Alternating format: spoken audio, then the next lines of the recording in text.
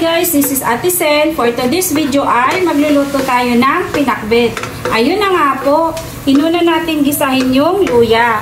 At isunod na din po natin yung sibuyas, bawang,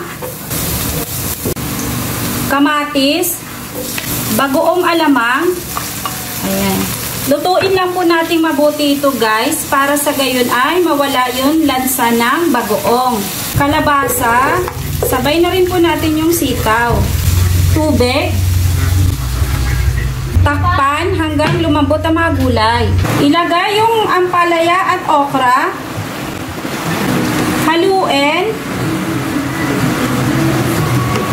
Haluin lang natin ng konti.